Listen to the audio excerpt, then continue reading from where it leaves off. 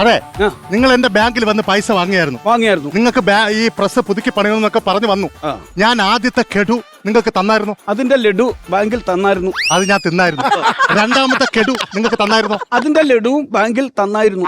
അത് ഞങ്ങൾ തിന്നായിരുന്നു. നിങ്ങൾ ഈ ലഡു മാത്രമേ ബാങ്കിൽ കൊണ്ട് തരുന്നുള്ളൂ, ആ പൈസ കൊണ്ട് തരുന്നില്ല കേട്ടാ. ഇത് ഞാൻ ജപ്തി ചെയ്യും. ജപ്തി ചെയ്യാൻ ഉറപ്പിച്ച് തീരുമാനിച്ചോ? ഉറപ്പിച്ച് തീരുമാനിച്ചിട്ട് തന്നെ പറയുന്നത്. അതെങ്ങനെ പോകാൻ ശരിയാകും? ഇവിടെ നിയമം കോടതിയെ കൊണ്ടുവന്ന് ഞാനൊന്ന് നോക്കട്ടെ. അങ്ങനെ ഒരു പെട്ടെന്ന് ഒരു സുപ്രഭാതത്തിൽ കയറി വന്ന് ജപ്തി ചെയ്യാന്നൊക്കെ പറഞ്ഞു കഴിഞ്ഞാൽ ഒരു മുന്നറിയിപ്പ് തരണ്ടേ? മുന്നറിയിപ്പ് തരണ്ടേ നിങ്ങൾ? മുന്നറിയിപ്പ് നിങ്ങൾക്ക് ജപ്തി നോട്ടീസ് അയച്ചായിരുന്നോ മിസ്റ്റർ? ആര് ജപ്തി നോട്ടീസ് അയച്ചു? ഇവിടെ ആരും ജപ്തി നോട്ടീസ് അയച്ചിട്ടില്ല. കഴിഞ്ഞ വെള്ളിയാഴ്ച ജപ്തി നോട്ടീസ് നിങ്ങൾക്ക് വന്നായിരുന്നോ? കഴിഞ്ഞ വെള്ളിയാഴ്ച ജപ്തി നോട്ടീസ് നിങ്ങൾക്ക് അയച്ചായിരുന്നു.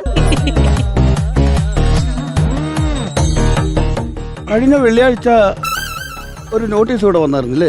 വന്നായിരുന്നു. കഴിഞ്ഞ വെള്ളിയാഴ്ച ഒരു നോട്ടീസ് ഇവിടെ വന്നായിരുന്നു. വന്നായിരുന്നു. അതെനിക്കുള്ള ജപ്തി നോട്ടീസ് ആയിരുന്നു. അതെ.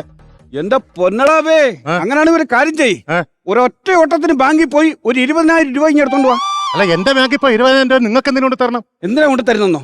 നിങ്ങൾ എനിക്കൊരു ജപ്തി നോട്ടീസ് അയച്ചില്ലേ? അതിന്റെ ഒരു 10,000 കോപ്പി ഞാൻ ഇവിടെ പ്രിന്റ് ചെയ്ത് വെച്ചേക്കുക. അത് ഞാനെടുത്ത് തിന്നണോ?